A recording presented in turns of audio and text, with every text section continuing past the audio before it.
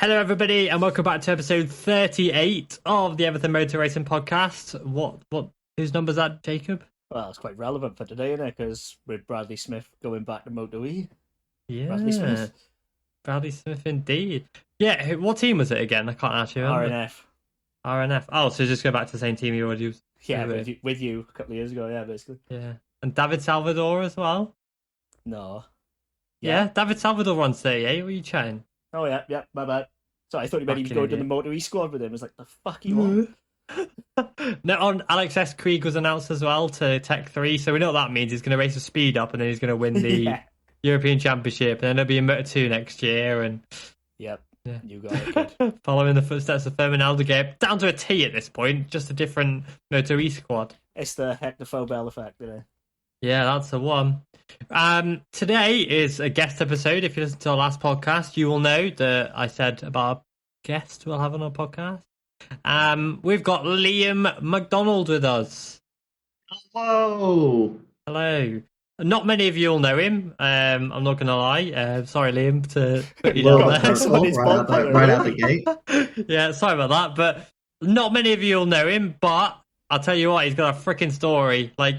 So I met you, Liam. I was saying abbreviated commas, whatever it's called. Met you as such last year, and I did an interview for you and with you, should I say? And I don't know, your story was like freaking blew me away, man. I was like, right, we have to get him on the podcast when we start a podcast. And I've been trying all year, but I've not had time, and now I've had COVID, so I've got the time. So, all right, let's go. Yeah, welcome to the podcast, Liam. Your story starts and ends here. Starts and ends here. Yeah, pretty much. Thank you very much for having me, definitely. Yeah, well, you're very welcome. You're only our fourth guest. You've got a lot of high-quality guests in the past to beat. Sean Della Kelly was a favourite of a lot of people, so there's a high bar there if you've not listened to it yet. I'll be honest, I haven't. So my apologies, Jack. Okay, I'm going to end this here now. Yeah, fucking cut.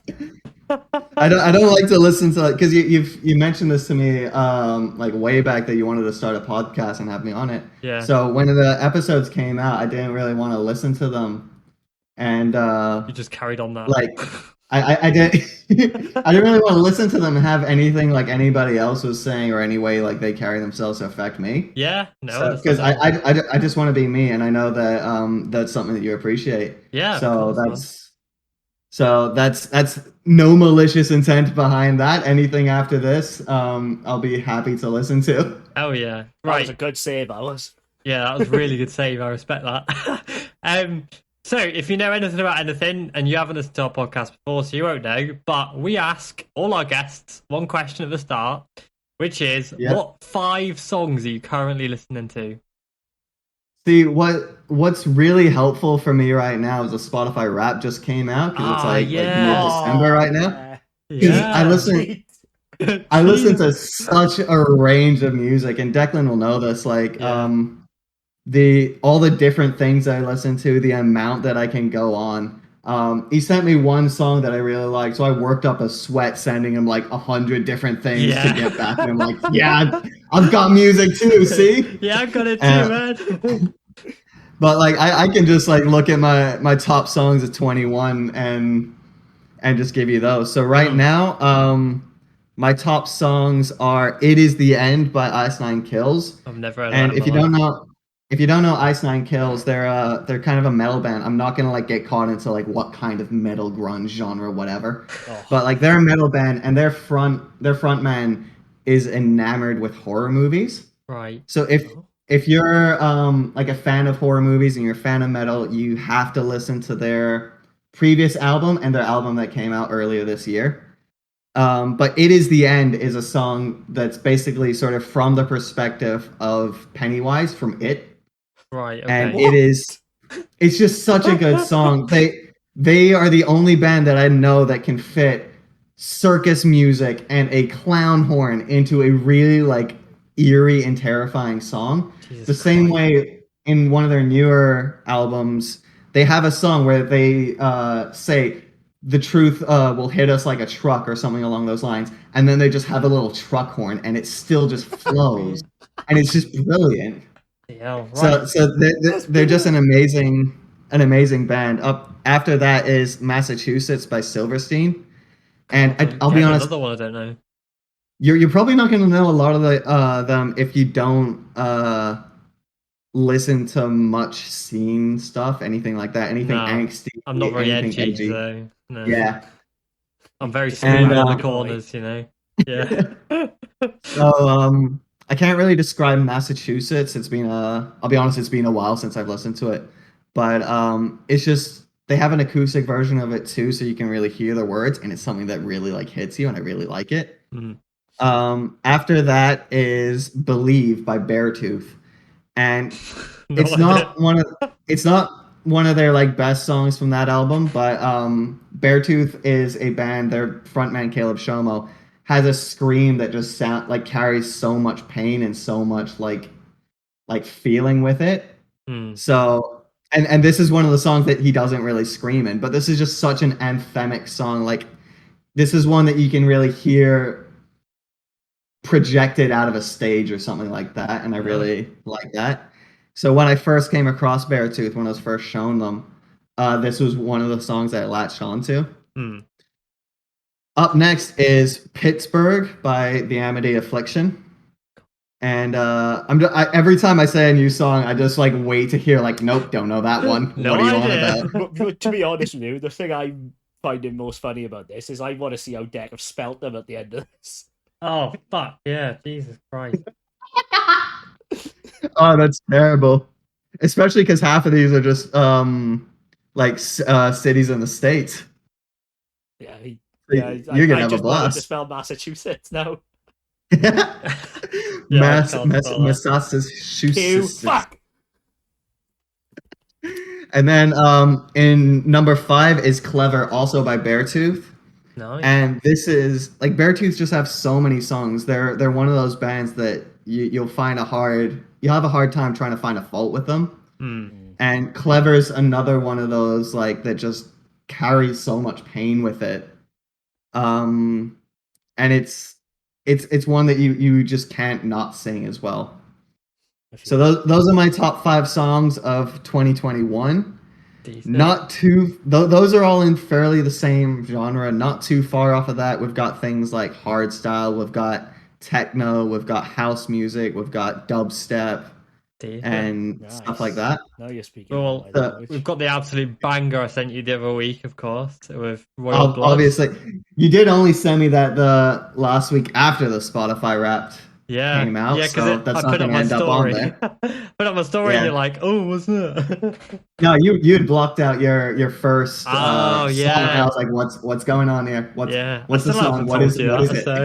No, you haven't. I ain't telling you it, mate. Oh, it's terrible. It's cringe, man. I hate the fact that for number 1.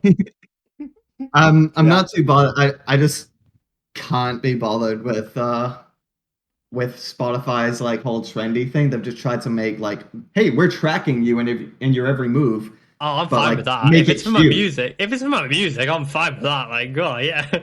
Better music, let's go. Yep, I feel honestly, if like we had the time, I could just go through like the top 100 and just gush about every song. No, I think we're gonna have to move on. The thing about Spotify is like, I take a slightly cheaper subscription if they just let me listen to my music and didn't have to put so much time into the rap shit. Yeah. Like, like take a couple of quid off and just let me listen to what the fuck I want to listen to. Yeah, I mean, all the Wrapped is just saying, hey, we track you in your every move, but they just make it cute. I'm just fine with that. And they try to be quirky and trendy. Yeah, like, you can track me if they want. I'm a boring bastard, but it's like... The only thing I don't like about it is this year, now that I'm with my partner and we spend pretty much every waking minute together, we mostly listen to her music. So I had maybe 10%. We have pretty much the same taste in music, but I have pretty much 10% of the minutes listened to than I did last year. Mm-hmm. But what that's meant is all like the daily mixes that they give you that I listen to a lot. Yes. All the recommendations, all the like the algorithms that they use get completely messed up because I just don't listen that much anymore. Yeah, and Right. like I used to have it where I share a Spotify account with my partner, and it got to Yeah. a point where I said, "I'll pay for your own separate fucking account because I just can't deal with this music that you put on my Spotify." But right, let's move on Yeah. to Move racing. on from music. More Yeah. stuff. Right. Obviously, you made the move this year from you race in Malaysia. You're a Kiwi. You race in Yeah. Malaysia. You made the move from the Malaysian Superbike Championship over into MotoAmerica, where you race in the Twins Cup for the Pure Attitude Racing team. That's right. So I want to retrack a little bit back from there, but at least people know you raced in MotoAmerica this year. Yeah. Obviously, you started racing at 16 years old and pretty much adapted very quickly. But how is it that you got into racing? People don't just fall into racing. How did it come about that you decided, I'm going to start racing motorbikes? So I kind of never did. It was just like a snowball started rolling and nobody bothered to stop it. And now it's just too big that we just keep it going. But when I was maybe 13 or 14, my first go on like a 150 dirt bike that I was helped on like by a friend was 13. Hmm. And I had to take the next day off school because I was just so sore.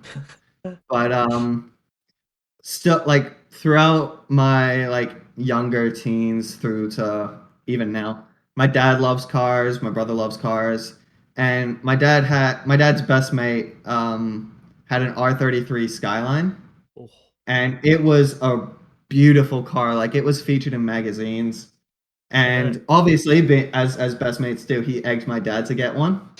So my Nice. dad had gotten an R33 Skyline GTST, single turbo, 800 horsepower, rear wheel drive only, like custom 6-pot calipers. It was just the sound that turbo made down the main straights and stuff every time you shift. It would. I was like 11. He's got a photo that's still his screensaver on his phone, where like I'm just this tiny kid in the window of this really nice car. But I was naturally never allowed to drive it because didn't know how to drive. And the thing with cars like that is they have a very heavy clutch, so I'd basically need a stand on it at that age. yep. But yeah, that probably kind of started it all. And a little bit down the line, my dad's best mate unfortunately passed away in a car accident. So, and he had a project car that was a Honda Integra, little 200 horsepower front wheel drive. It was going to be like his little toy for the track. And so we ended up inheriting that from him. And my dad ended up selling his Skyline because it was just a little bit too hard to keep.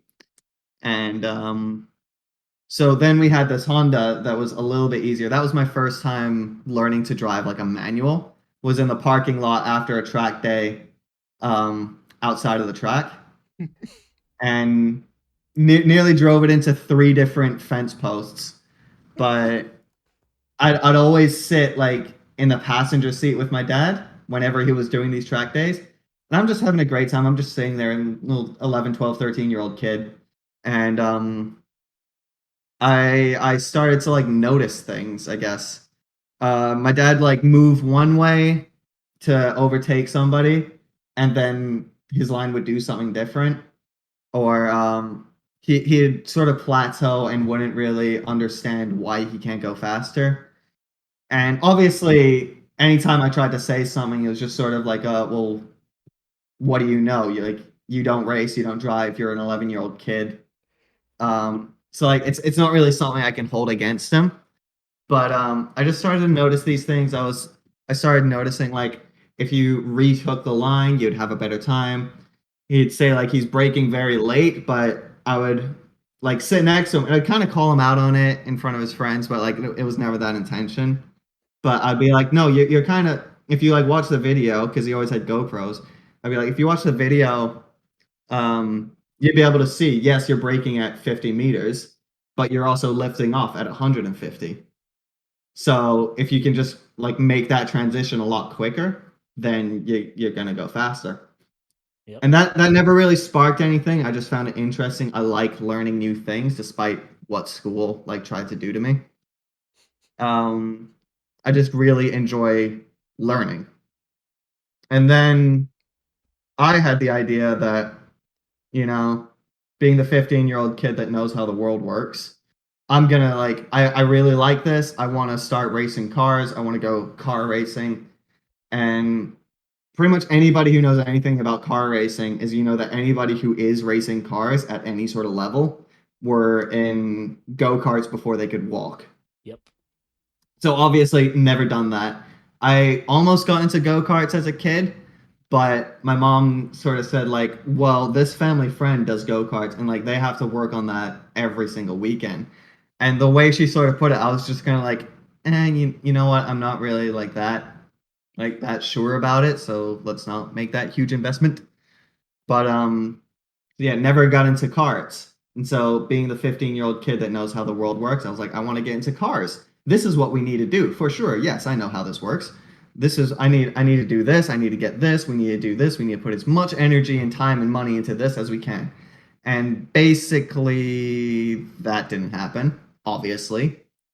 Car racing's extremely expensive. Yeah. So Stupid expensive. So I had dropped out of school because honestly, school wasn't going to work out for me. It never was. If I had stayed in school, I probably wouldn't be alive. So I ended up dropping out of school, and it was more to focus more of my energy to this. And naturally, that didn't work out. I started trying to pitch it a different angle. Well, let me race motorcycles, let me race bikes, stuff like that. Because maybe a fifth, a sixth of the mechanical parts and stuff like that would be a fifth or a sixth of the cost, right? Right? You'd hope. Right? That's what you'd think. That's how that works, right? Turns out also. Yeah, but in execution. Yeah, exactly.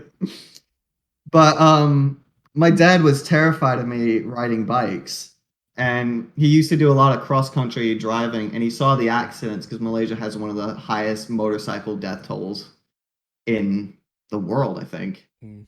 So he saw the accidents, he saw the bodies, and he just always saw me as being one of them.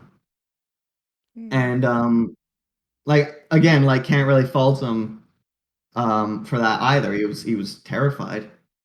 But the thing was, I eventually got the hint. I was maybe coming up to 16 at this point, and I was like, okay, not really gonna work. So I kept working in theater like I had been doing before. Mm.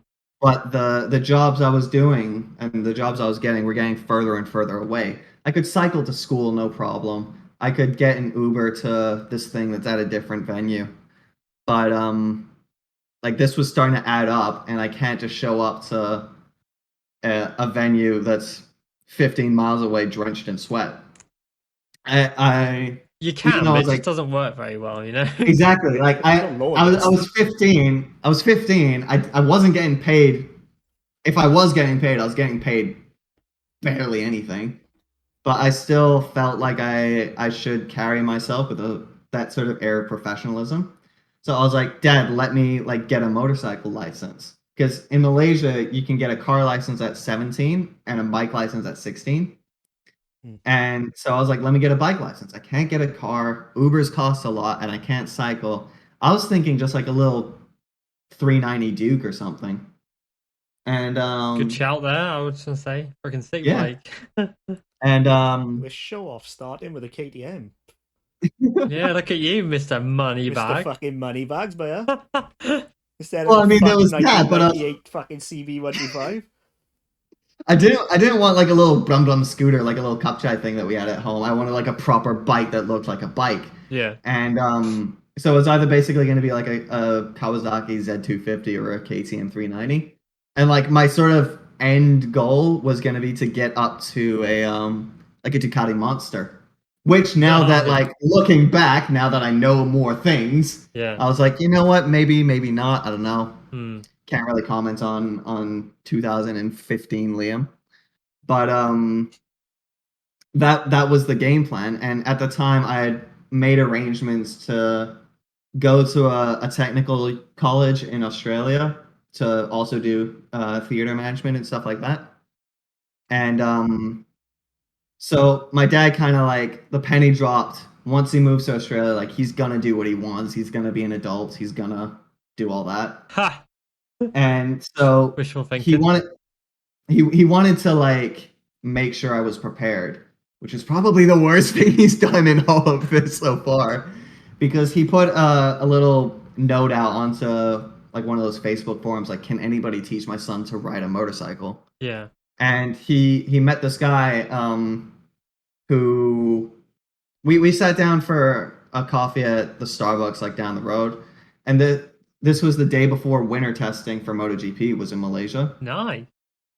And so the next day they were like, we're gonna go watch the winter testing. Do you want to come? I was like, yeah, sure. Hell no yeah. problem with that. Like, I didn't even know what they were gonna do. I was like, winter? We don't get winter in Malaysia. What are you on about? What? Yeah. It's just So- tested at this point.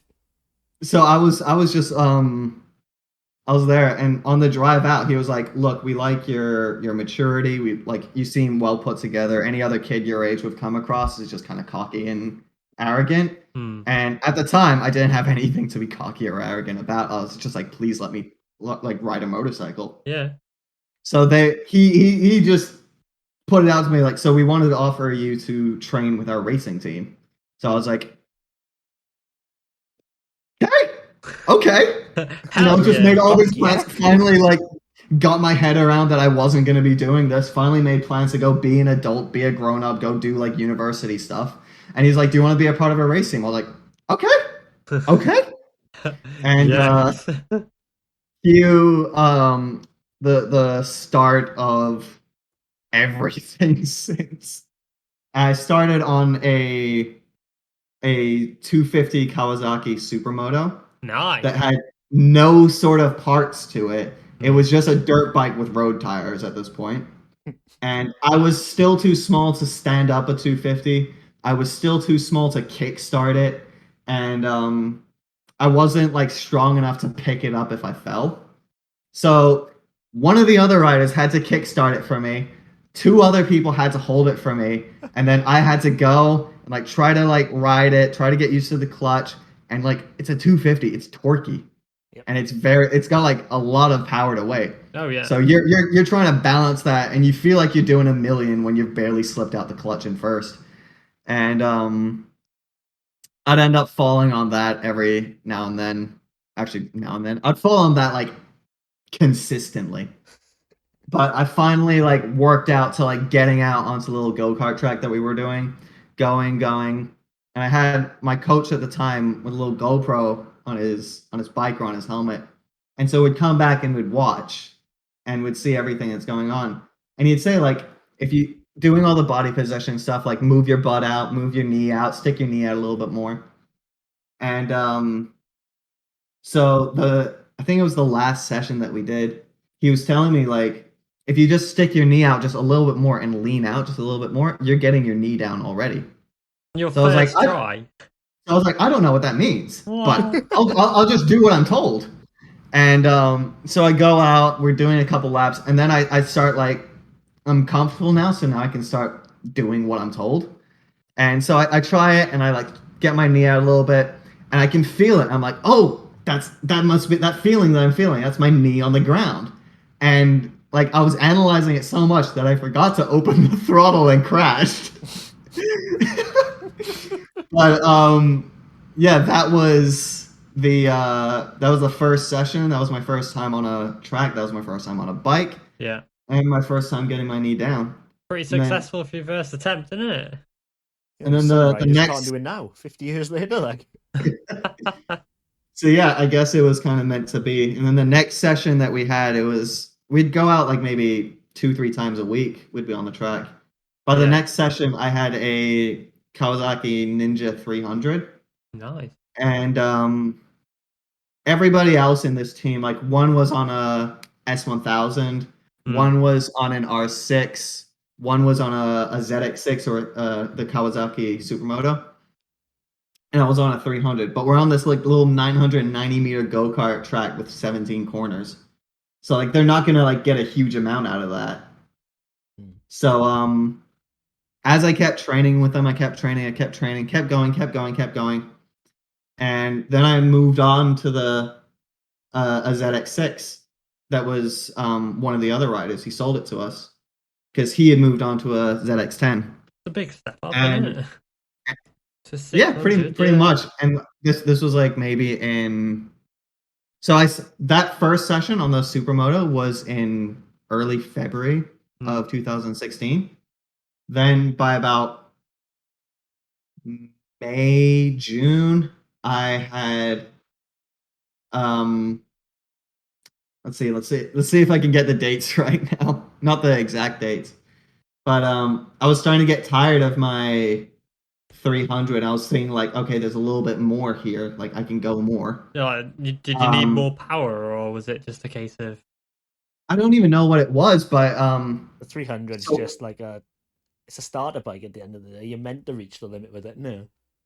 Kind of, but at the time, I still was far from the limit.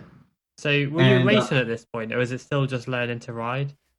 That's actually what I'm getting into. Is all of our training was on little go-kart tracks, and then I've never been on anything smaller than a 600 around Sepang.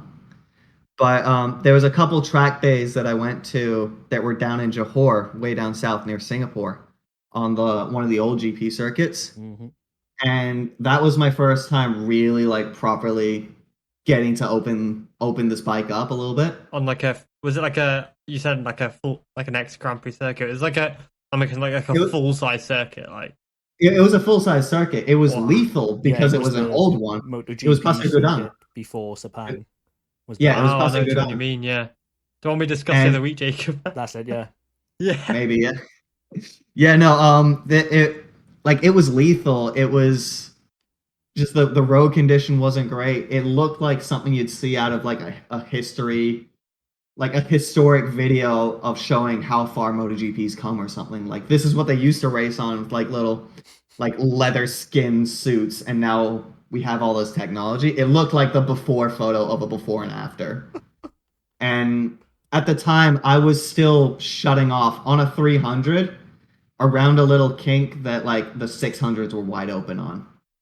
Damn. But I still, and like I kept working up to it, and by the end of the day I was wide open on that too.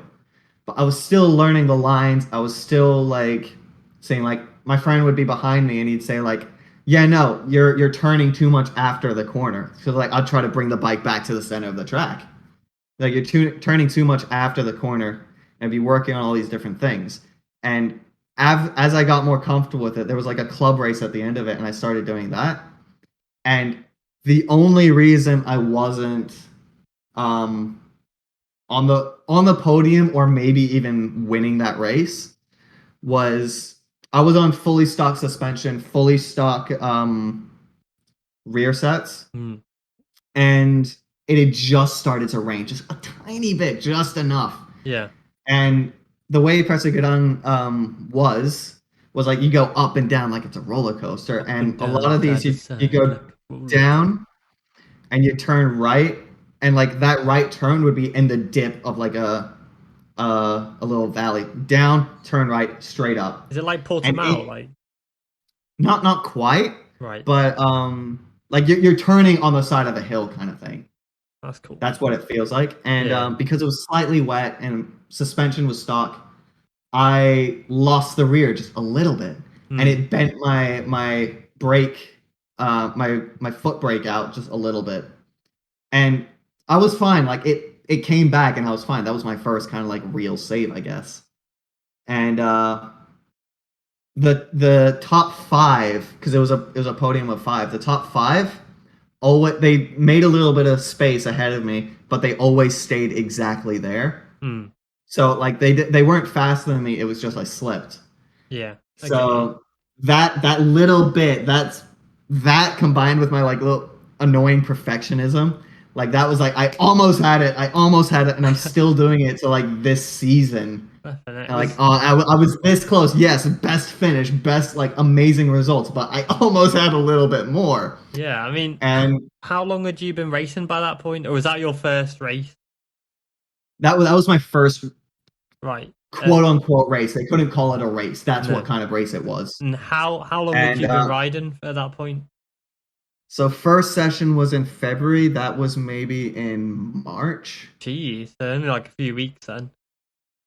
Yeah, pretty much. And this guy just getting it straight away.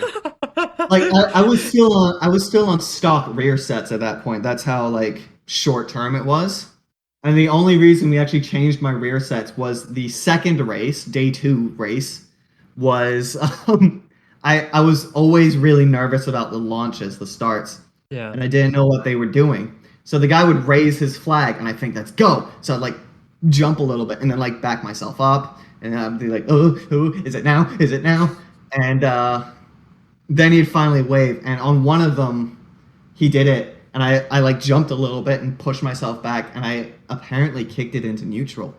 So he waves the flag. Everybody goes. And I go,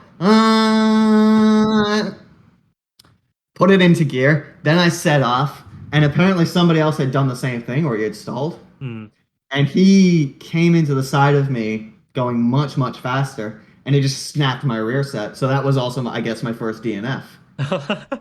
That's a wave of emotions, isn't it?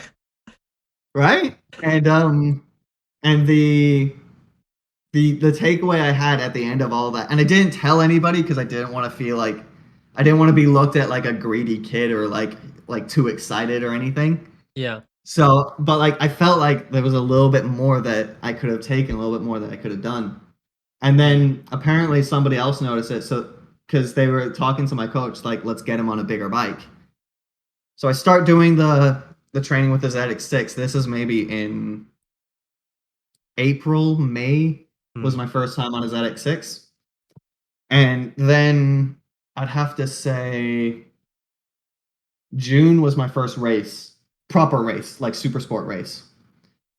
And what was that in the Malaysian Superbike Super Sport? Or was it the Rookie Series? That was Malaysia Super Sport B. That's right. That was my class. Okay. That makes sense. And so I was running like decently quick, I guess.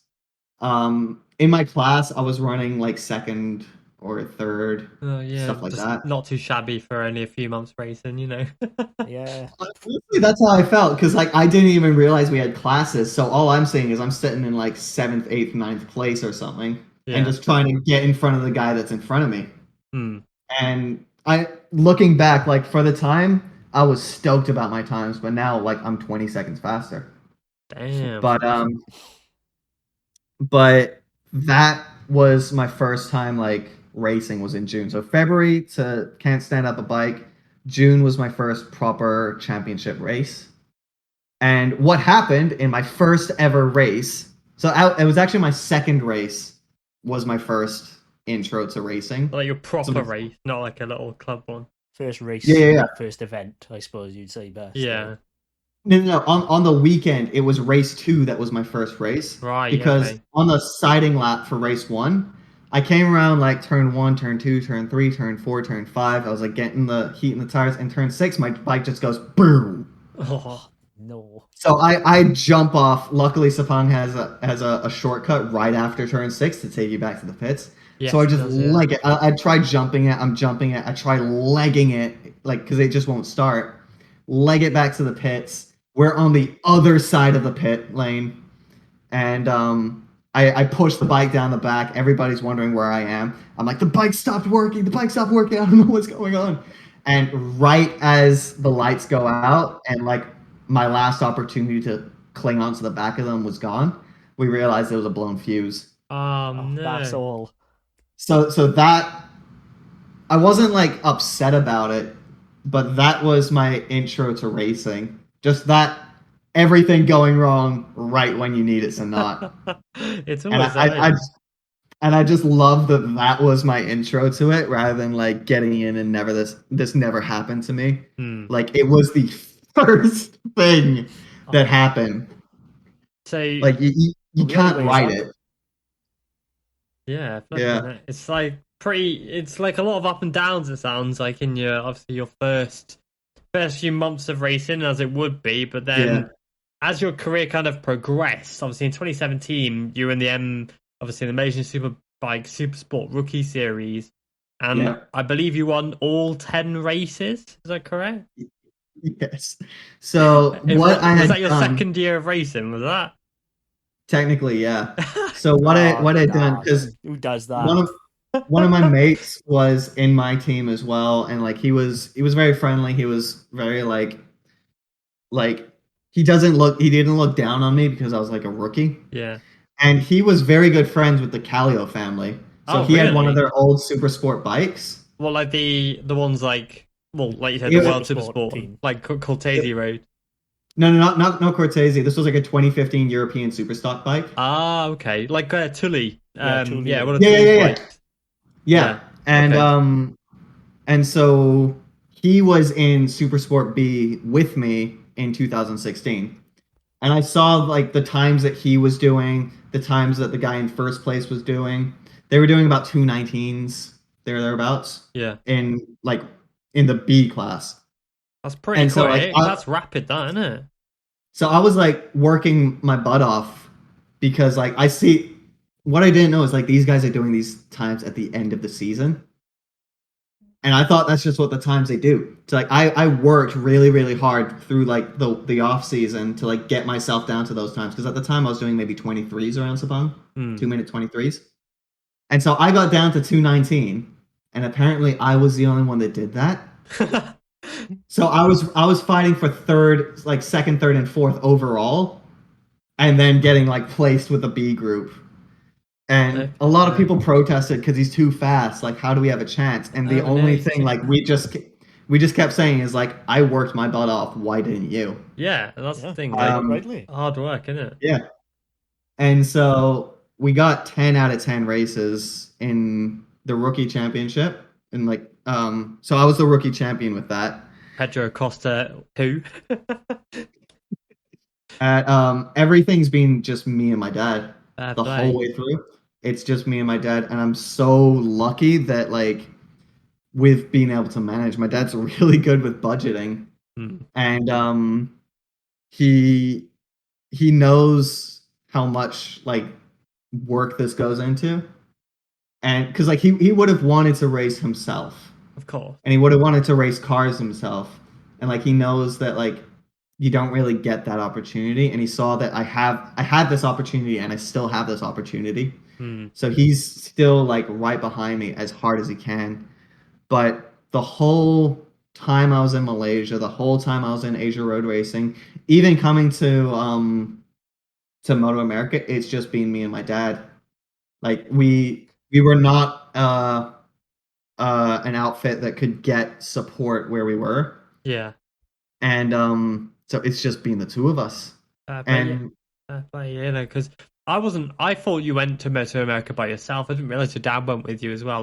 That's amazing to hear. He's not here with me. He's still in Malaysia, still working like a dog to try to like make sure I can do this. Yeah. But I came over here with nobody and just like met my girlfriend in the airport. She picked me up. Decent. And that was the first time we met too. Damn. So it was like into place, didn't it? It was a harrowing you experience. And debuts, fucking hell. Yeah, what is it with you and just instantly getting things? But no, like it's just been me and my dad in 2016, 2017. I had like support teams. They were like mechanics and like my coach. Yeah, but they were never a team. I was never a team. It was our bike. We owned the bike and they just took care of it. He funded everything had no sponsors, anything like that. Play to your And dad. yeah. And then in 2018, finally I'm coming back to like defend this title. Oh, so you came back into the same class, was it? Yeah. Okay. But this time I was in Super Sport A. So I was in the top class. Yeah. But like I'm still there to defend it, really. So is that sorry for the clarity of people listening. So is that like the national Malaysian championship, is it? Is that right? Yeah. Yeah, that's more Okay, like that's- Asman and Power You're Yeah. Riding now. I take it. Yeah, that's what Asman won this year, I'm assuming. exactly. Yeah, okay. And so this was like maybe 3-4 years after the championship had just started back up from being something else. And so now I was coming back to defend this title, and I had gotten my Kawasaki was totally stock. Like it had it still had a key to like start it. You know what I mean? So it was completely stock. And I always wanted to be the kind of rider that like would get the most out of a bike no matter what. So I was never like begging my dad to like make this bike faster. Can we get a faster bike? Like I wanted to get the most out of this bike. And I always thought that like feeling it the way it rides, I feel like if I'm doing 216s, I feel like its maximum would be about 2 minutes 15. And I rode that thing into the ground doing 214s. And we'd have to change the cylinder head we'd have to rebuild the cylinder head every session because the valves were failing. I was losing power on the straights. The fuel pump wasn't working. I had electronics issues. Every time I'd shift into fifth on the straight, my gear indicator would disappear and it'd go blank 6, 4, 2, 1, 3, 5, 6. Then I'd shift into 6 and it'd hold at 6. So I'm like, okay, now I know what gear I'm in. Fucking hell. We had ZX10 springs in the clutch basket, so it gave me more bite, so I'd slide the bike a lot more. And I'd come into like turn 15, going from 260 kilometers an hour down to like 80 kilometers an hour in 150 meters. I just hold the clutch closed, downshift 4 gears into second, and then slowly let it out and just back it in. That's No, the Sam Lowe style, yeah. Like I'm loving this because I taught myself how to do that. Nobody taught me that, and I learned that by watching Moto2 riders do that. Yeah, it's literally like what Sam Lowe. Like I remember Jonas Folger as well. Like the amount of times you'd watch Jonas Folger and he wouldn't like hold the clutch and just bang it down forward and then dump the clutch. He'd literally each gear he'd pull the clutch in, and it was mad because he'd do it like 4 gears in like less than a second. It was insane to watch. Nah, it's a completely different thing. Like when you just downshift all the gears, like you go from 6 to second. Any other time, you'd kick that bike into orbit. Oh yeah. And I was watching Moto2 guys, like I was wondering like why did their bikes slide like that? And they did some onboards of them, and like I'd hear their bikes go, screaming, and just how they like close the clutch a little bit longer and they get 2 gears in there and then back it in. Yeah.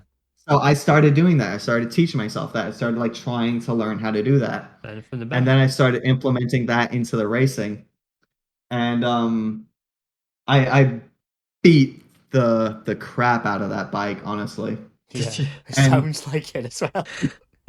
And then myself, I think, okay, so that was round 1. Round 2 of 2018, a week before it, or 2 weeks before it, I was training and I high-sided and totaled that bike from like working into scrap in the space of 50 meters. So like this, like it was coming around a corner, high side, and just no more bike. And in the same accident, I also fractured my right radius in my arm. And maybe about a week after that, total falling out with that team.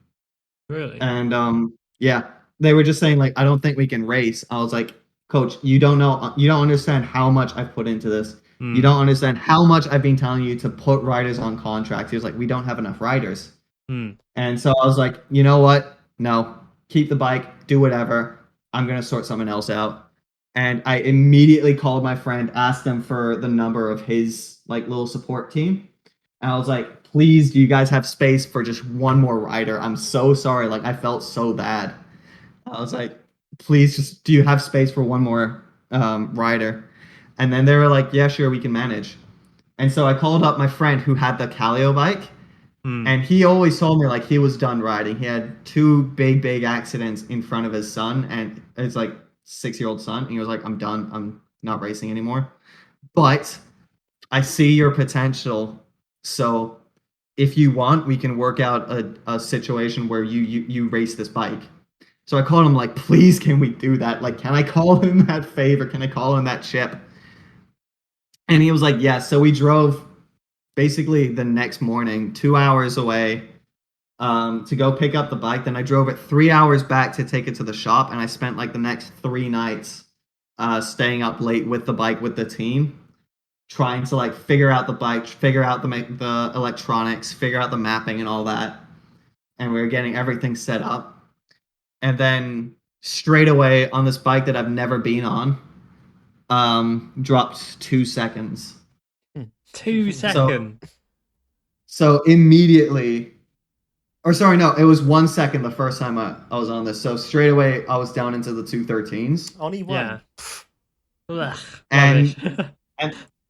And then the next race, it was down another one. So I was doing 212s, which at the time was almost faster than any super sport had gone around there. That wasn't like world super sport. Yeah, so like the fastest national kind of thing.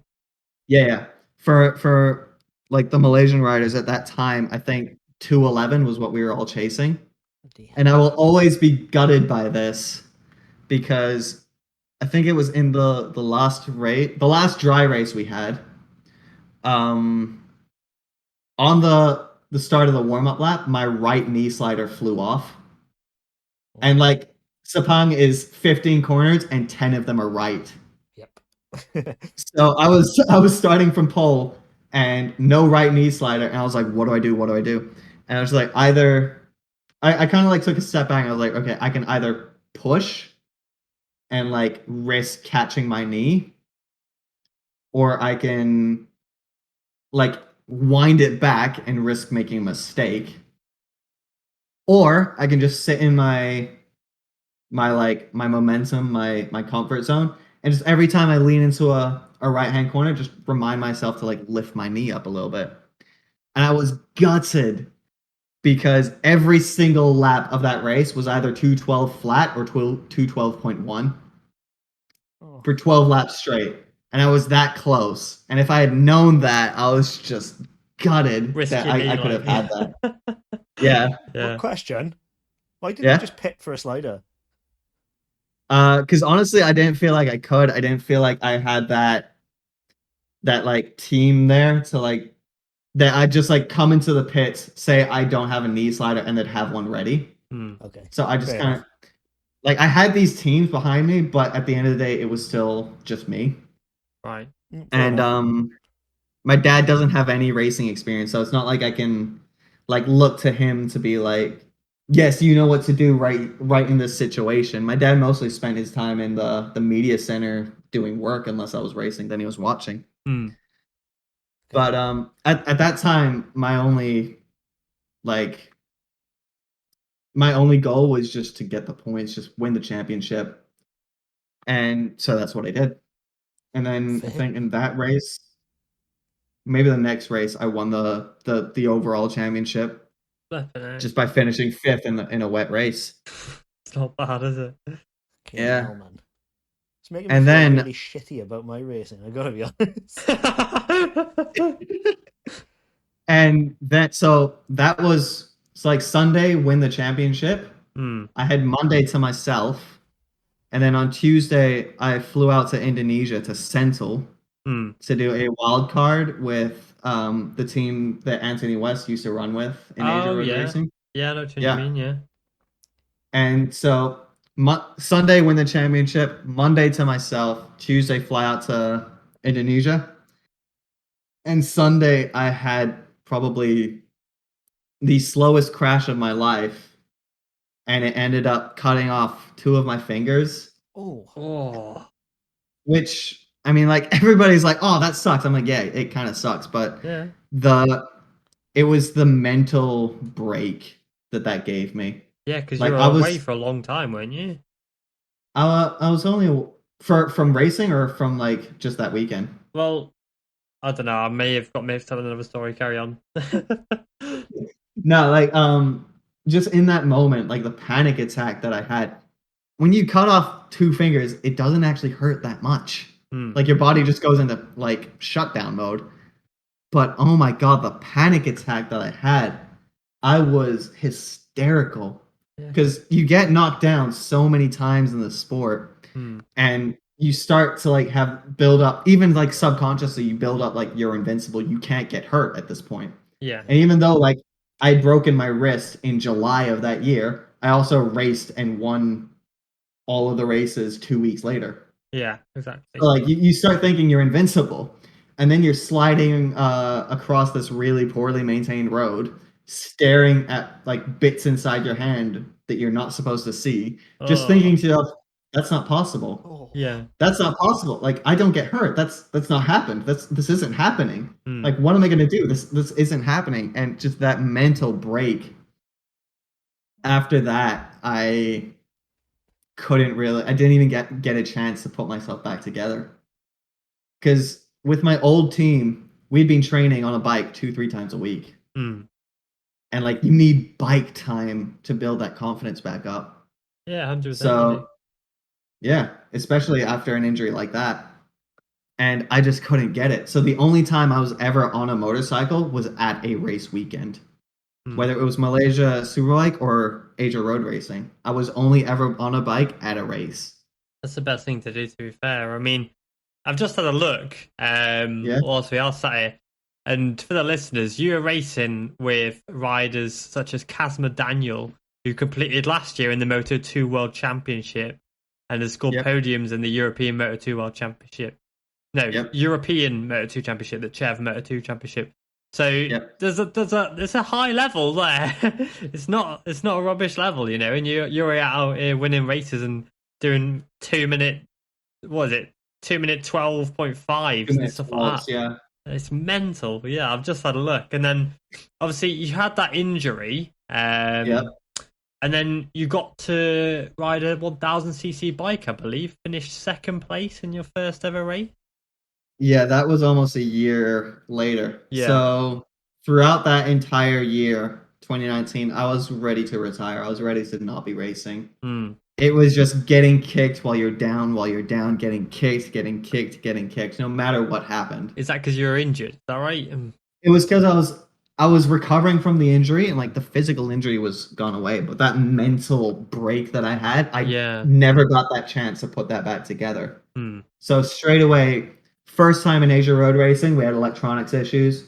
And then we had another race in Australia. I had my first crash since my accident. And it was just a little low side, and that built up my confidence a little bit more. Yeah. And then the team brought in a Spanish wildcard, Javi Orellana. Oh yeah, Javi, yeah. I know Javi, yeah. Nice. Yeah. And he wiped me into the floor. Like he was miles faster. He is rapid. Like he's racing the for the AGR team at one point in the European Moto2 World Championship. Like he was rapid. So and at the time, that team, like I was supposed to have, like I was promised all these things, and then they just never came to fruition. I was supposed to have like at least 3 guys there with me at all times, and they'd always be the same people.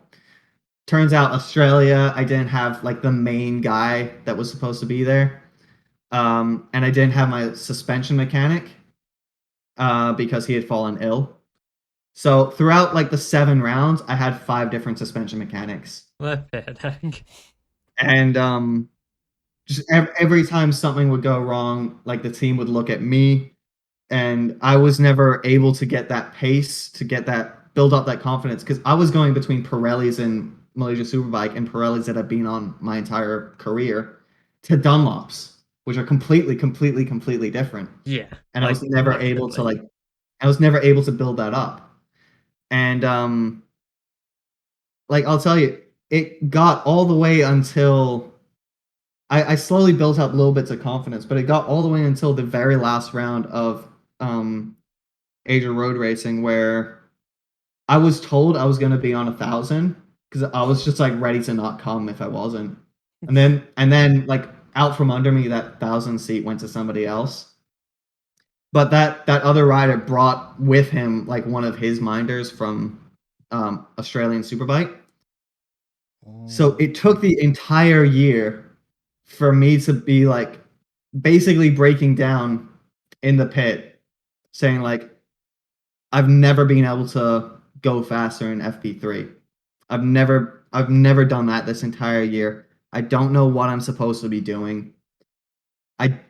I'm the fittest that I've ever been. I was like 9% body fat. I was built. I was like athletic. I was fit. I was eating healthiest I've ever been. And I wasn't going fast.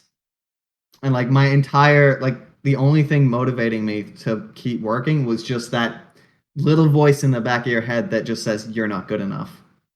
So I was just breaking down every single time. And it took the entire year for somebody to just sit me down and just say, look, it's not always about physical, is it? It's not always what you can do physically. It's all what's up here, like what's in your head. Yep.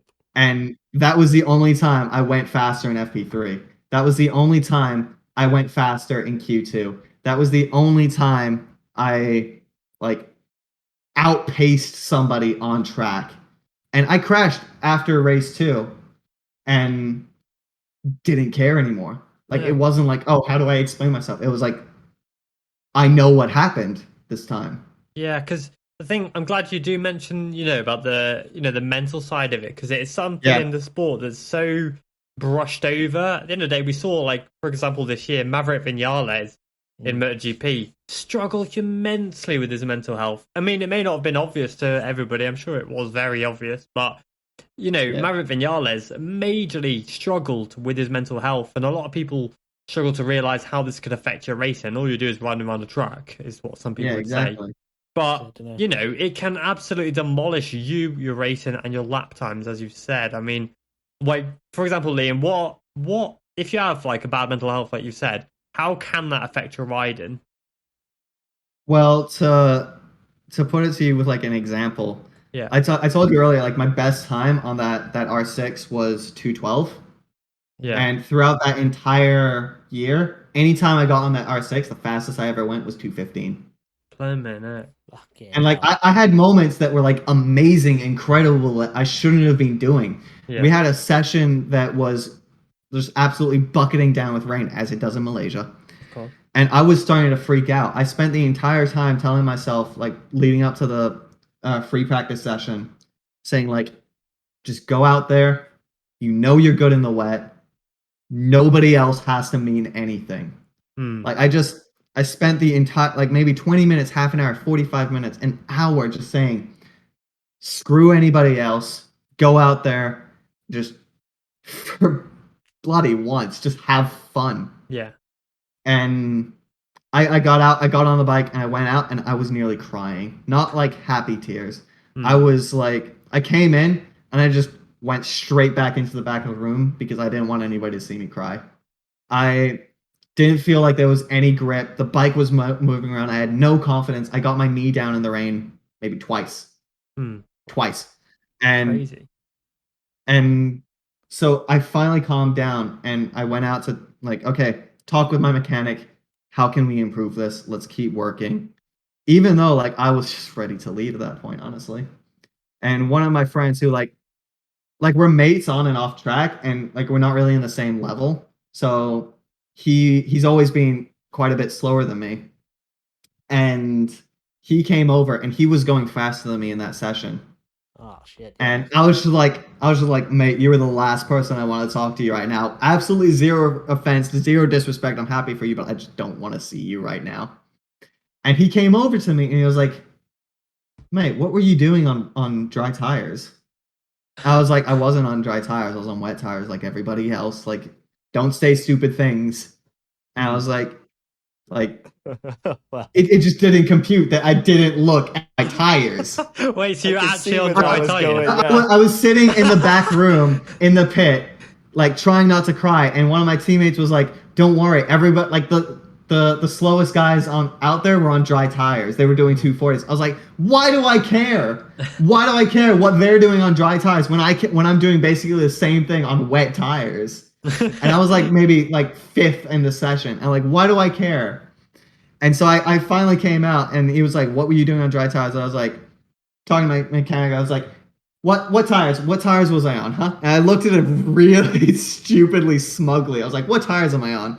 And I just heard him say dry tires, and I looked at him. I was like, just now I was on dry tires. He was like, yes. I was like, just now wet session, I used the wet tires, right? He was like, no, use dry tire. I was like, FP1, use dry tire. Yes. FP2, use wet tire. No, use FP1 tire. I was like, what? Why? Because like we never had that communication that like.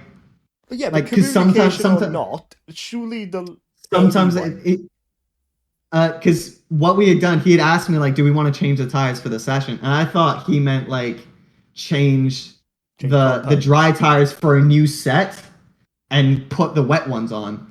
Like I thought he was asking if I wanted to change the dry tires. Yeah. And I was like, no, I want to use these in qualifying. Like I can still get more out of these tires, or maybe I'll use them in the race. Mm. And that because English isn't the first language down there. No, of course. Like I severely anglicized everything in that conversation just for the sake of like not seeming like an unkind person. Yeah, but and surely at some point, if you're a racing mechanic, you think, this guy is trying to go out and dry tires. Should I say something? He did, but he didn't think to say anything because also they're like, if I say something and they question it, it's like seen as like a thing of disrespect. So he didn't want to do that. Fair enough. So like everybody out there thought I was absolutely nuts, mental. And like it was like, okay, you want to be mental, you do you. Like I'm not gonna be the one at fault for it. It was your decision. And so it turns out I was getting my knee down using dry tires in pouring rain. And I was like, huge confidence boost. But I still only got down to a 215 at the end of that. Okay. And like the only time throughout the entirety of 2019 I actually felt refreshed. This is going to be a massive podcast. I'm just rambling. But the only time in 2019 I actually felt refreshed and like you're supposed to feel when you're racing something. The only time I felt that was for the last round of Malaysia Superbike. My R6 got totaled in an accident at a track day about a month prior. Was that the Calio one? Yeah. Oh, it wasn't even like trashed, but it was just enough that I couldn't use it. Like we didn't have a spare handlebar, we didn't have a spare enough. Yeah. And so I messaged a couple friends at Suzuki. I was like, once again, like, please, just do you have space for one more rider? Asking for your help. Once again, I'm asking for your assistance. And I was like, look, if you have like the old Suzukis, totally fine with it. If you want me in super stock, if you want me in superbike, if you want me doing whatever on whatever bike, just please do you have a bike? And luckily they were like, well, probably not for him, but luckily for me, they were like, yes, our other rider's still out with a broken leg, so you can use his bike. And so I was, so I got to like go out, and luckily we had a little bit of testing beforehand too. And I'd gotten the sort of like side eye from them a little bit, and I'd gotten a message saying like for reference, the previous rider did 2 minutes 17 on this Suzuki L7. And so I was like, okay, what the undertone of that is like, if you can't go fast, then it's on you. Like the bike has done this before. Right. So I just said like, okay, I just want to go out and just like get down to like a 214 or something. 214 at the end of the weekend, I will be ecstatic. Straight out into the first session, half wet, half dry, 2 minutes 12. And I was just like going out like slowly. This was only my second time on a super bike. Yeah. The first time I had 6 laps on an ancient Honda that had tires from like 2012. Was that on the was that the JSBK one? Yes. Yeah. Yes, it was. Nice. And the only thing I was doing on that bike, because my Kawasaki had died again. The only thing I was doing on that bike was testing the electronics. Just testing the traction control. Yeah. And the only time I felt confident on that bike and like comfortable was when I ended up turning it all the way off. And I came around turn 3 on that bike, like wide open, fully sideways on a fifth gear, like fully leaned corner, running out to the rumble strips with the rear tire. Just like, this is great. And then I come around 2 more corners, like, this is not my bike. This is not my bike. This is not my bike. Put it back. Put it back. Put it back, for God's sake, before you do something. And and so I basically went through the same process with the Suzuki. And it was like, just go out there, full traction control, full everything you need, lowest power. Yeah. And just like get the feel of it and slowly wind it up. Mm. And I once again, like, I got it down to like just turning off the traction control, and I was like comfortable again. I was confident. And like by the end of that day, I was doing 2 minutes 10. Wow. Fuck, and like insane. And like granted, like there are super sport bikes now, like Cosma and Adam Norden and Ibrahim Norden as well. Ibrahim and all of them, they're doing like 2 minutes 10 on super sports. It's crazy. They're jacked up super sports. They're full on super sport bikes. Oh yeah, they're like world level. I was looking at it and I'm like, I'm on a stock 1000 and they're on super sport bikes. I'm like, yeah, it's pretty okay. But then I looked at it, Asian Superbike, where they're full super bikes. I was only 5 seconds off the pace on a completely stock Suzuki, also with a key. That's pretty impressive, dude. So I was pretty stoked about that. I was like really excited. Like, this worked out. Yeah. And unfortunately, the only question that the team sponsors had for the team was, when is the other rider coming back? Because we can market him a little bit easier. Yeah, of course. I mean, was that the same session coming back with his leg in half, is he? Yeah. Was that the same time when you were only the second fastest Suzuki? Is that right?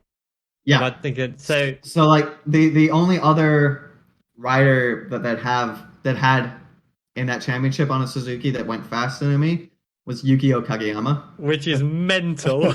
God, yeah, he was rider, yeah.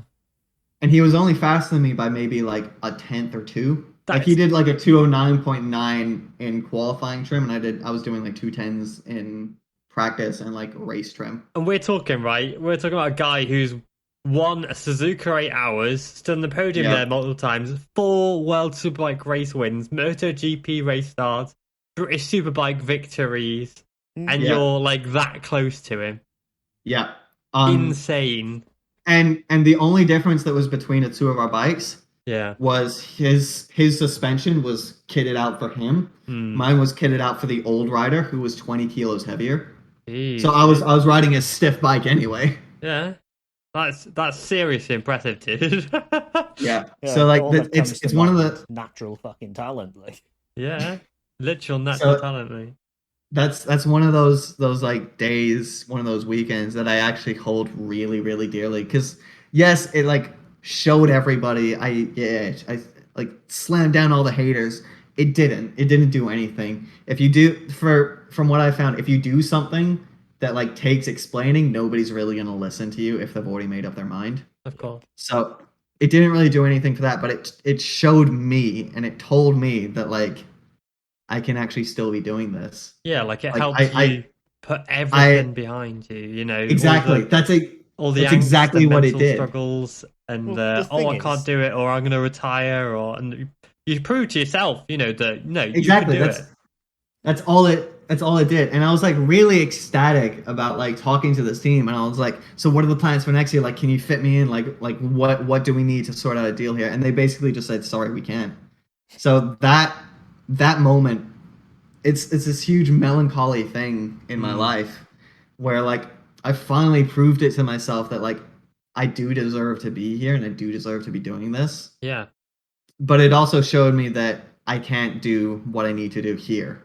Yeah. Because like the way that team reacted to me is the same way that any other team's going to react to me, and it's not going to change. No, I guess that's what sparked your potential to move, because obviously you didn't race in 2020 because of COVID as well. Yeah. And then obviously it was because of COVID, and also because I had nothing. Yeah, I had no ride. Like they ran the championship, and like I watched the first race of that. I started the race just in tears, like thinking like that's supposed to be me. Yeah, I'm supposed to be right there, right where that little guy is. He's in my spot. Yeah.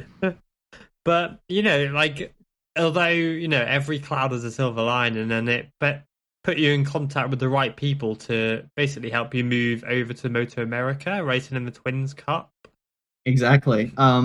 While I was in Australia with the Asian Championship, I met a producer and a promoter and manager from like the European and World Championships. He was down there for doing some like presentation for Australian Superbike, who we were like paired with that weekend, and he had been doing some work in MotoAmerica, commentating there. And you may have heard of him, Michael Hill. Put me in contact with one of the teams that with the team that I'm running with now. And that's amazing, isn't it?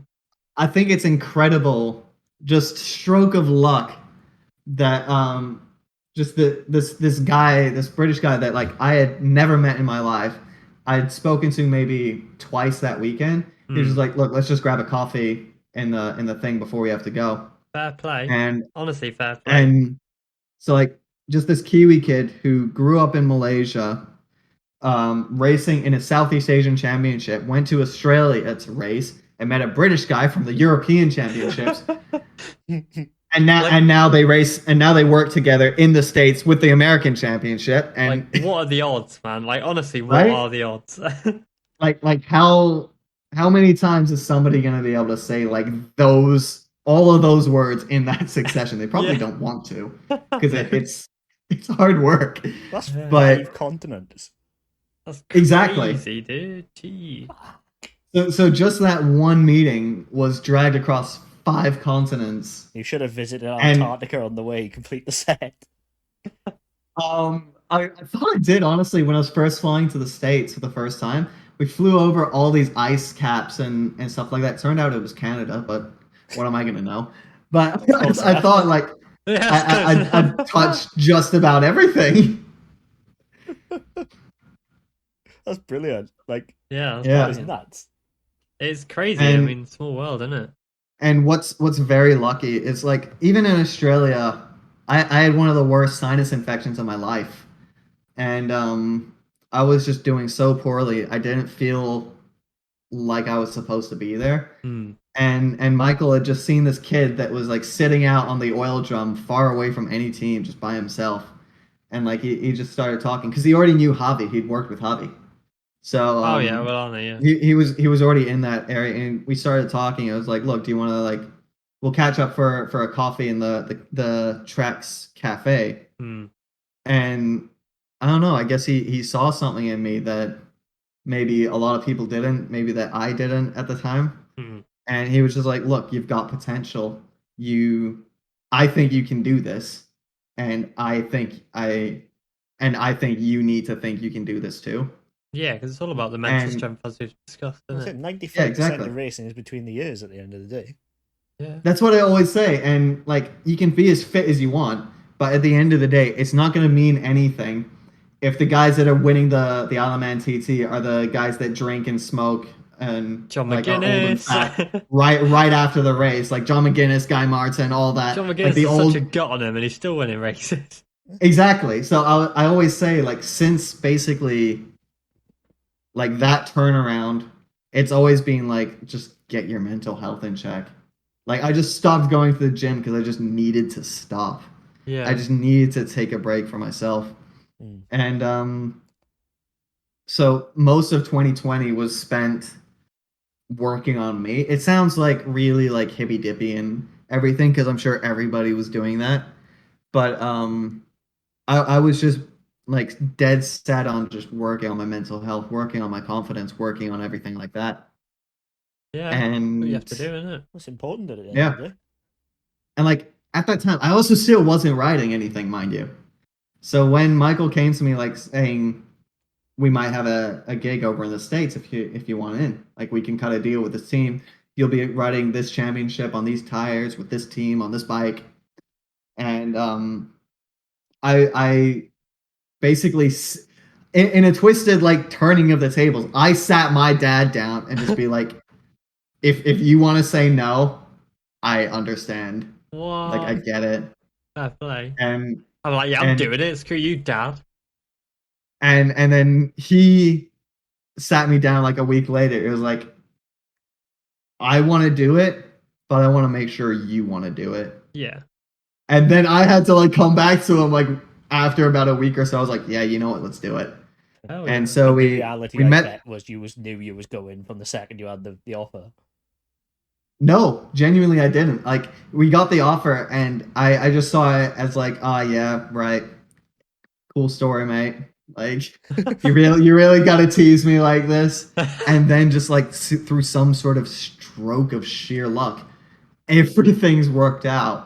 Like a lot of people always say, like you guys have been saying, like it's just pure talent that I've gotten this far.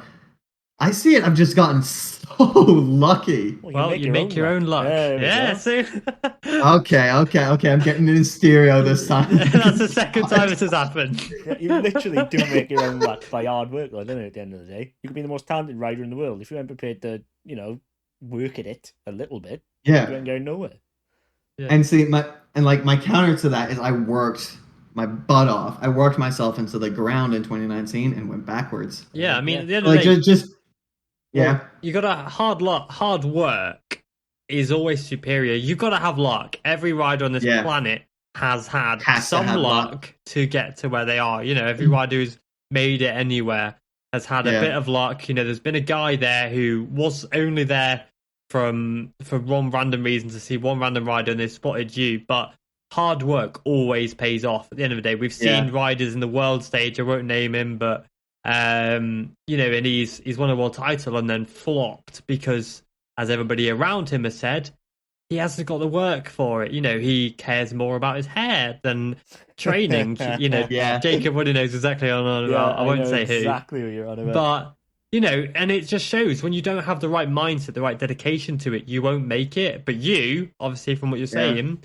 you've had that right dedication and the right kind of. I'm trying to think of the word. The right mindset. You've got to have the right talent as well.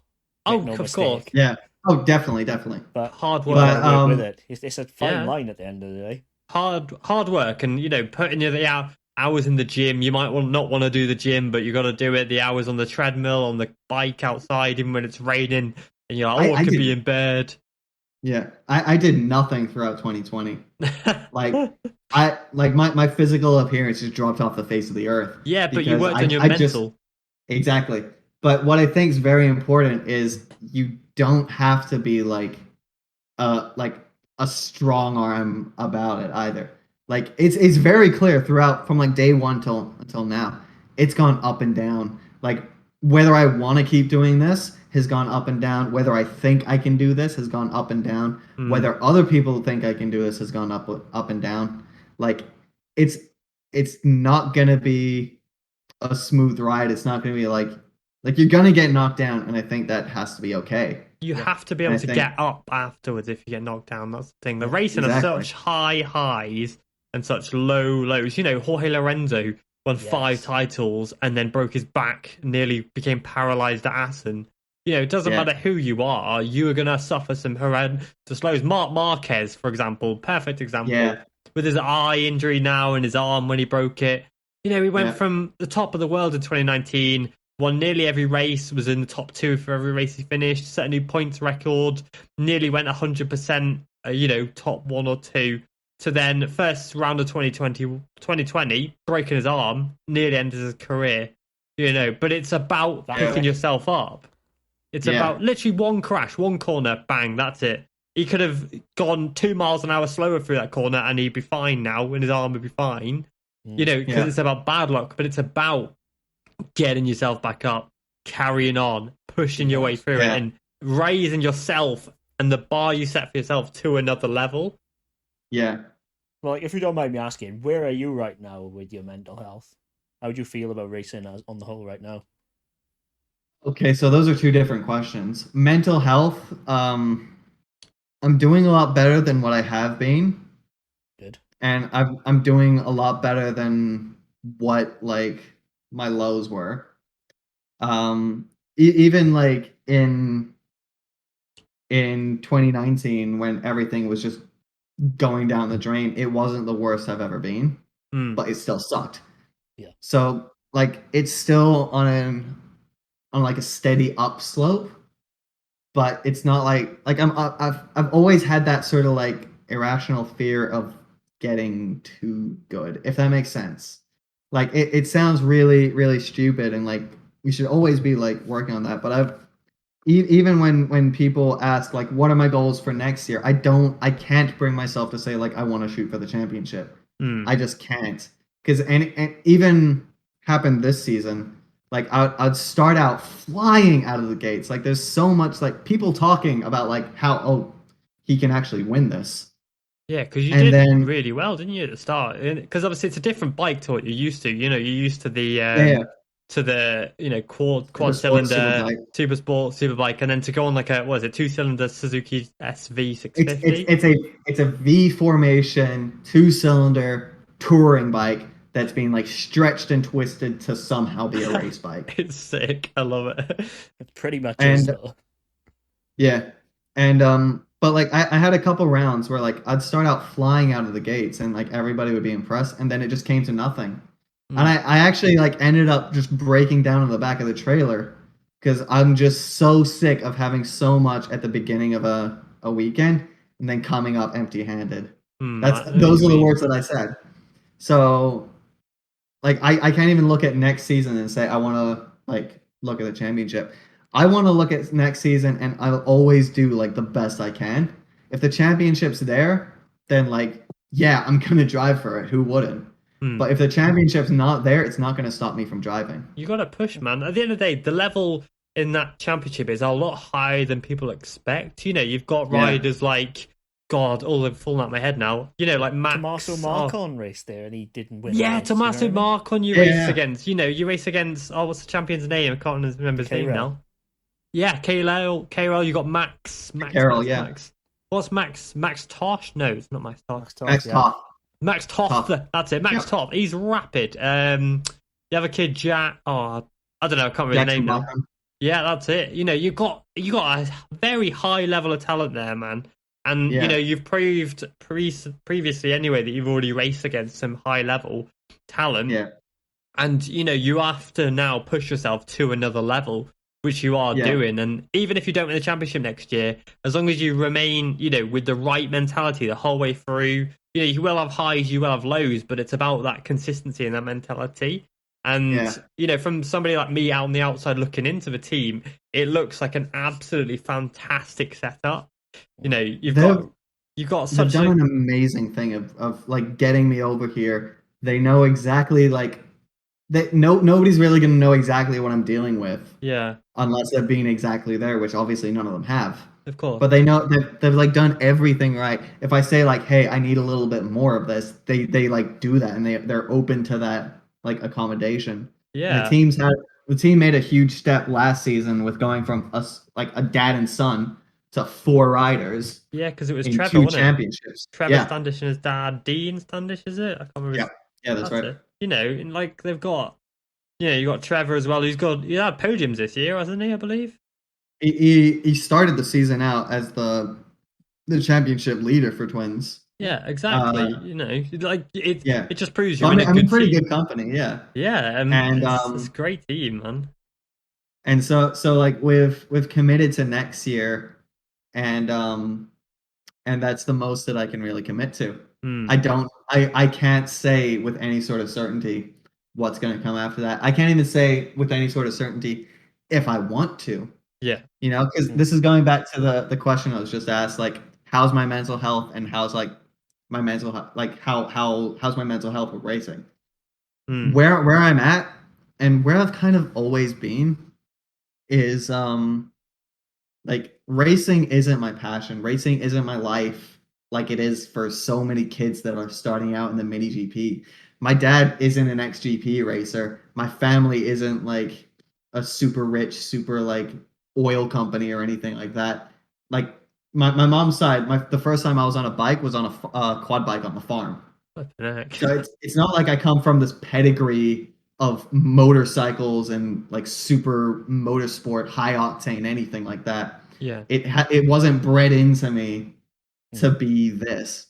Mm. So, and that was another thing that this guy I met in the last round of Asia Road Racing said, because I was watching the guys like Adam and Kazma, like, and Pirapong, who won the championship.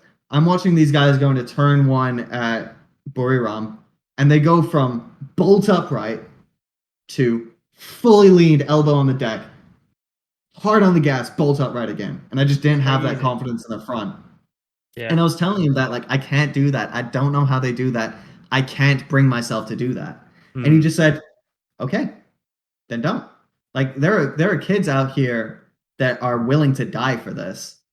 And like, if that's not you, that's totally okay. Yeah, that's 100% okay.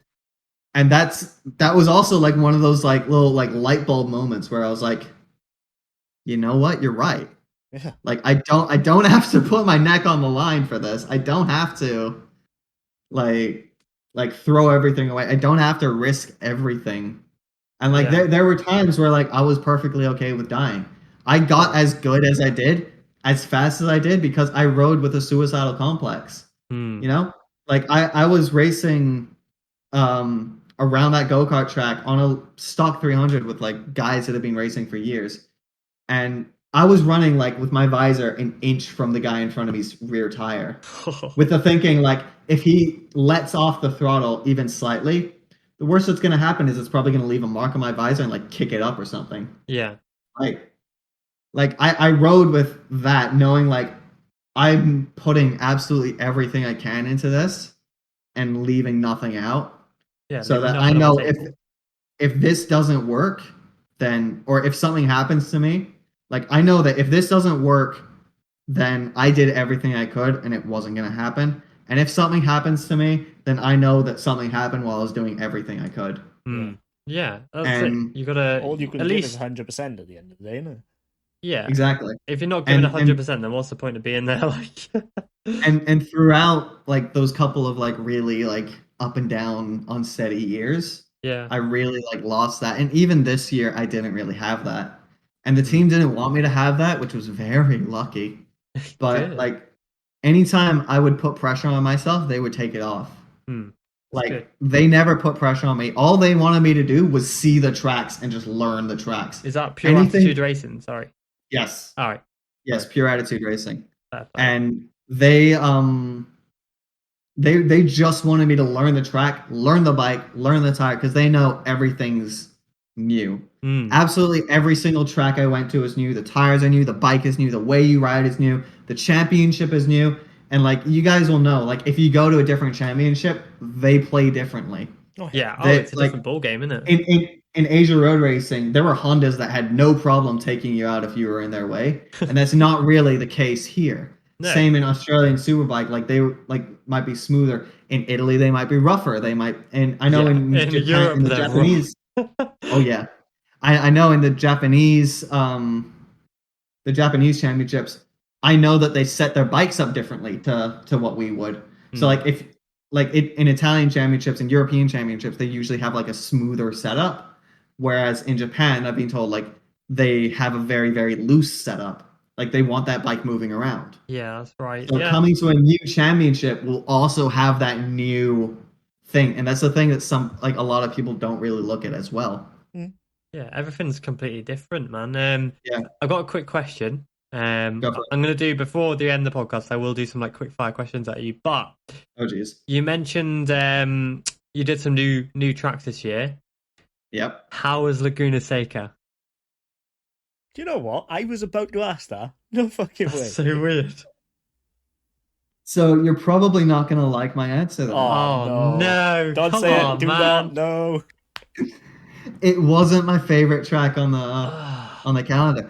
I wish it was. And like, I remember you asking me like in November of last year. Yeah. Like, you go into MotoAmerica, what track are you looking forward to? And I'd never been on any of them. I'd never heard of any of them except for Laguna Seca. So I said that one. Yeah, of course.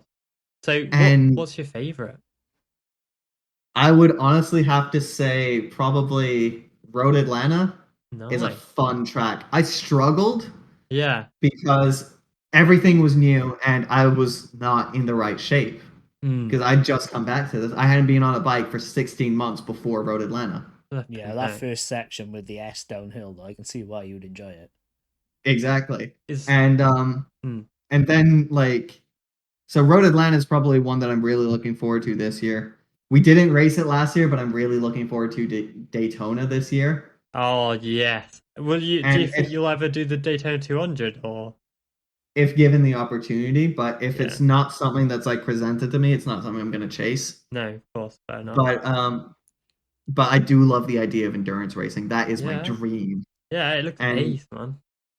and I'm actually really super excited. The team just announced that they're partnering with Yoshimura for this year. Yeah, Nice. I've seen So that. I'm super stoked to like be riding pretty much like the baby brother. I like to think of it as one of my favorite EWC teams, the Motul Suzuki Yeah. Do you team with know what? Yoshimura. Everything you say, I'm liking you more and more.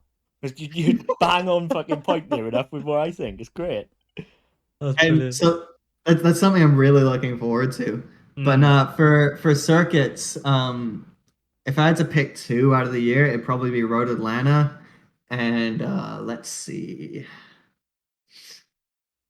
Honestly, I would say New Jersey. New Nice. Jersey also wasn't a nice track. Hmm. It wasn't very good. The surface wasn't great. Yeah. Actually, no, scrap that. Scrap that so hard.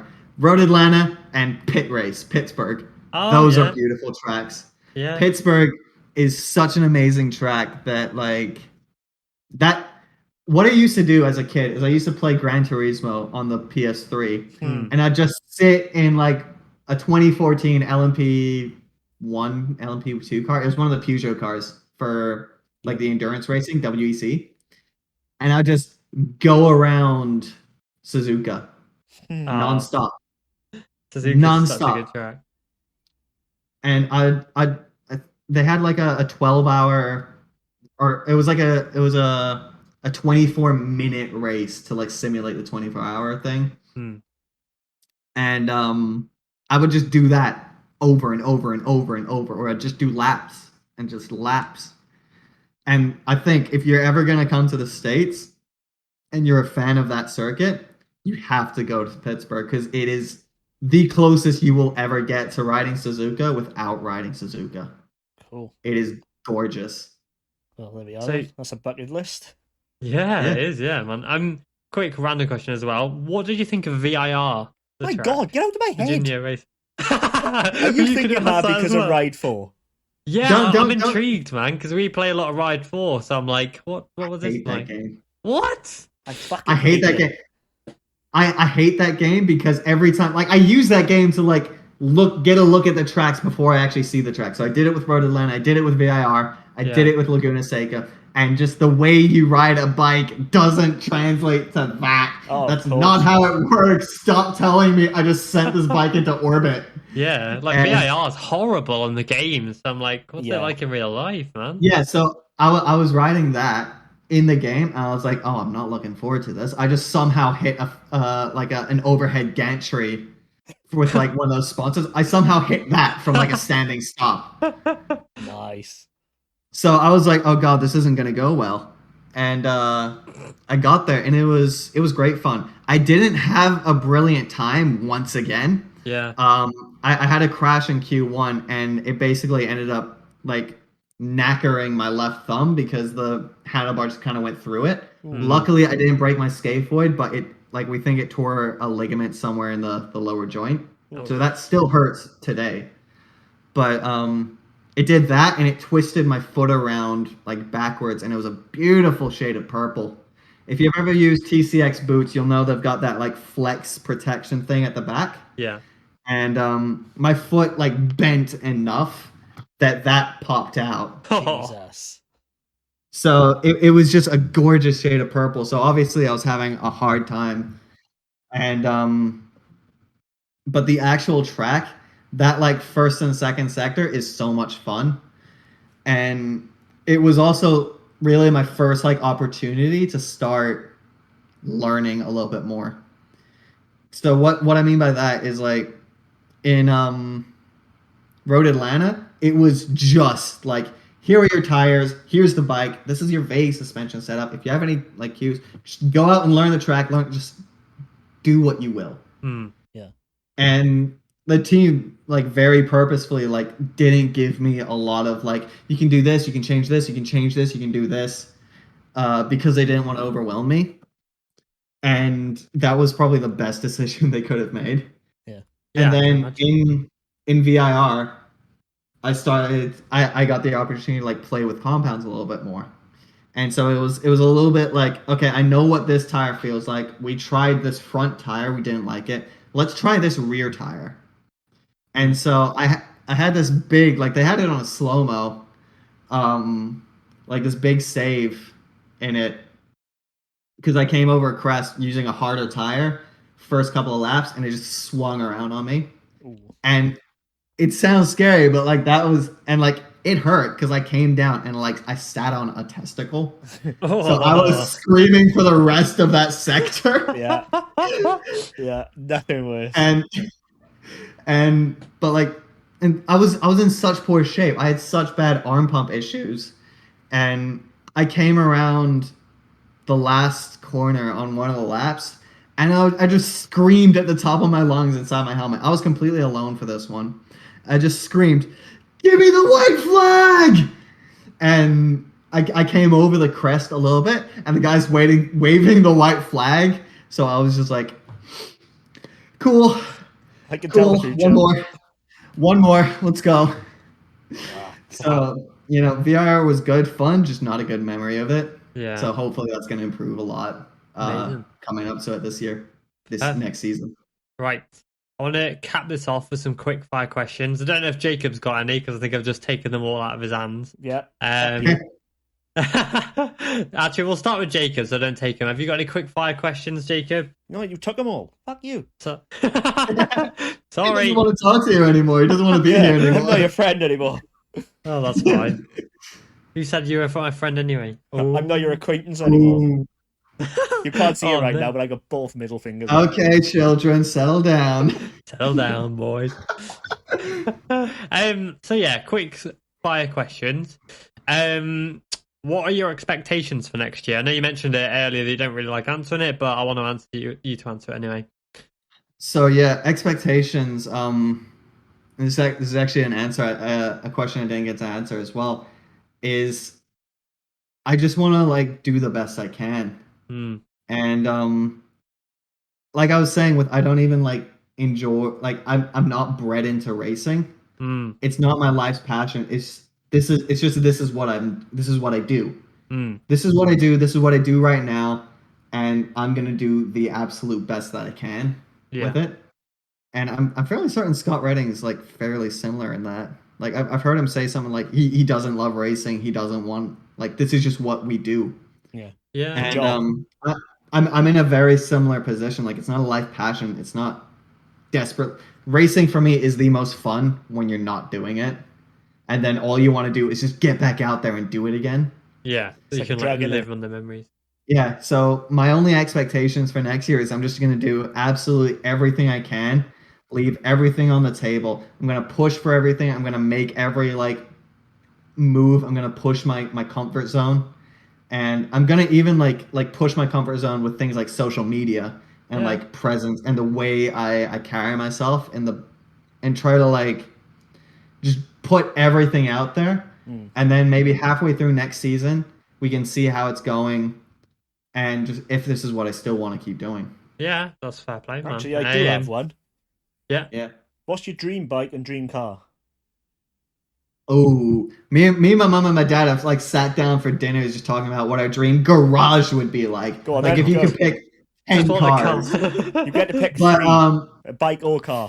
Go on. 3 bike or car. Okay, so you've shunted me on this one because I can pick 3 bikes and 3 cars. Go on, then. I'll lay you off. 3 bikes, 3 cars. Go. 3 bikes. Okay, I'd probably have to get something touring like a Honda Africa Twin. Nice. Just- Sure. Just for my own personal thing, away from racing. Say I've got all the dirt bikes, I've got all the supermotos, all the sports bikes, but I just want like something touring, just for my own collection. Yeah, fair enough. Honda Africa Twin. I'd probably want something like a Ducati Monster because that's what younger me wanted. Hell And yeah. I just really want to like fill that. And then for another bike, honestly, just like a I probably want a Suzuki again. Like Which just type? that L7, that GSX-R 1000. Nice. Just because that was the last time I was like truly happy with racing. And to this day, like I have a photo of me on that bike, just like right after the race, like just tapping the tank, just like yes, like this feels good. So I'd probably want another one of them. Good For choice. cars, I would have to go for I want one of the old boxy Land Rover Defenders. I've always loved them. Never been able to get my hands Why? on one. I just think they're neat. My grandma Right? got one. Yeah. Yeah, and I've driven it. Just want to and sell it. It's fucking awful. I mean, yeah, but like most of you just wait till the next car. Yeah. But like I just think it looks really cool. I like just the history of it. I don't like what they've done with it now. I don't like those like new like sports No. SUVs, whatever. But I just really like that. Like if I could just get a Land Rover Defender, one of the nice old boxy ones, 4-seater, short bed, just really nice. See, the thing about those is I think the idea is much better than the actual execution of those cars. Well, you could probably say the same thing about racing too. Yeah. But Like honestly, it's like second- trying to row through blancmange when you change gear. It's terrible. oh, just you wait. My next one is an old Austin Mini, like Yes. 1990 to 1995. Yes. My mom had one, just like she got it as just like a little treat to herself, and that was one of the first few cars I learned to drive in. There was the Honda Integra, the race car. There was an old Austin Mini with no power steering, and there was a Volvo 240 GL that was like land flying yachting. brick. No way. Yeah. And so I really want one of those those classic Austin Minis. If I could get like a new Mini with it and bundle it together, that would be pretty cool. But just those they drive like road magnets. Yeah. They're heavy enough that they stick, but they're light enough that they just keep going. Basically a glorified And- go-kart. Basically, and like the new minis and the JC Works minis and all that, like their little suspension settings in your dash, they have like there's one that just says like you cycle it to sport mode, and it just said stiffens the suspension for the most go-karty feeling. And I just looked at it, I was like, you're kidding! Do you want to know something hilarious? You have a mini. Well, my grandma also has a Mini Cooper. I swear to God. Oh, that's brilliant. If you say the third car that they've got, I'm just leaving. Oh god, pressure's on now. I doubt they will because the third car is probably like a JDM car or something. Oh, good. We're But- good. That's fine. Yeah. But yeah, I'd have to say third car would have to be the Monster, the R30. I'd want my R33 back. My dad's R33. I'd want that 800 horsepower rear wheel drive single turbo. I want that car again. Fair. More than anything, just because I never got to drive it. My brother did just before he moved away, and we had to sell it to pay for my racing before I was just big enough to see over the steering wheel. Do you know if it's still about or? It is, and the guy it got sold on to, we heard he changed the calipers out for stock ones because it had custom 6-pot calipers. So you had to get custom brake pads with it, and it's obviously going to be expensive. Yeah.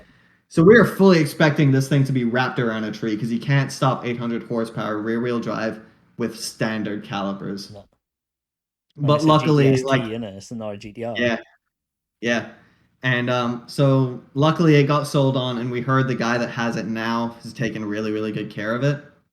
Cool. But and like he's put the custom calipers back in it. He's tuned it up, if I remember correctly. But Cool. I'd probably want that again just to drive, just because the feeling of getting pushed into your seat and just that like that wastegate, that massive turbo wastegate was just glorious. Good choice. Right. Very good choice. I wanna fire you some really quick questions. I want like really short answers before we end this podcast. Yes, I know. I've just been rambling with all of them. It's all right, like super fast, right? What's your favorite non-alcoholic drink? I would probably have to say Dr. Pepper. Decent nice. Answer. Who's your racing inspiration and why? Started out with none, and I explicitly didn't want to be like anybody. Yeah. And I ended up taking the number 27 originally because I thought it didn't have a rider to it, any sort of legendary thing to it. Oh yeah, of course. Turns out it was Casey Stoner. Yeah. And also turns out that he's probably one of my ideals, one of the ones that I look up to in terms of the way he rode, the way he carried himself. He didn't like he's a shy guy as well. Yeah, he is very introverted. And so just like seeing somebody like he could do all these things, it kind of made me feel like maybe I can. Yeah. I've never looked at riders like a hero. Like I don't want to race him. I don't want to like I don't want to get up to a point where like all of Valentino Rossi's like students are now racing him and beating him. I don't really care for that. I don't want to like look across the track and see him there. Not out of any disrespect, but I just it's not that kind of a hero that I want to be. It's just somebody I look up to him as a person as much as I do like you idolize him kind of thing. But you wouldn't want to race it. Well, I don't think many people would have want to race Casey Stoner in his prime, to be honest. Who was about to say that? Honestly, yeah. But like it's not even like I idolize him. I've never really idolized anyone, and it sounds like stupid, but like I just haven't. I haven't looked at anybody like they should be worshipped. Yeah, I've never asked anybody for their autograph or anything. It's not because I think I'm better than them. It's just I've never seen the point of that. Yeah, understandable. I'm with you on that, to be honest. Like, like obviously, I do have my favorite riders who I like, but I've never thought of any of them as like unattainable. If that makes sense. Exactly. Like I've never looked at the likes of Casey Stoner as like kiss the ground he walks on, or like oh please sign my forehead. Like it's just like you're a really cool guy. Like I remember being at it was like a club thing we were invited to while the GP was in town, and it's something like. There goes all your quick fire questions. Yeah. And like it was something like the riders always go to. And I just saw Mick Doohan there. You know, Mick Doohan, legendary 500cc Mick Doohan. I just raised a glass at him. Like just I think that's probably the best way as well, because it's like like some riders obviously thrive off it, but I think a lot of them just want to be left alone to get on with it and outside of the track, like 100%. Yeah. Right. Right, you use number 37, Pedro Costa's number. What's your reason for using this number? Okay, this isn't going to be quick fire. You've shot yourself in the foot with this one. Oh god, keep it short and snappy. Okay, it's 4:03 my time right now. I'm going to try to get this done by like 4:05. All right. Let's go. God. So when I first had to like choose a number, I didn't want a number that was anybody else's number. I didn't want to use 46. I didn't want to use 93. I didn't want to use anything that anybody could look at me like, oh, he's trying to be like this guy. No, I just want to be me. And I also didn't like the symmetry of like double numbers. So 11, 22, 33, 44, etc. Yeah. And I didn't like single numbers. So that I just like looked at a chart from 1 to 99 and just like slowly started eliminating ones. And I settled on 27 because it like 27's kind of an ugly number. You're not going to find many people using it. I love 7, especially when you put like the cross in the 7. It makes it look amazing, like Barry Sheen's 7. Yeah, that's what I write, but I'm not allowed to do that. But I like that's what I wanted. So I got 27, and like it kind of rolled off the tongue a little bit. It's not going to be something that's going to be super common. You're not going to find a ton of people running a 27, and so like that was me. And then, so I used that for my first race, and my second race I came back, it was taken. So my coach told me, like, just go up 10, like use 37. Also, we're in the pit number 10, so 3 plus 7 equals 10. It's good luck.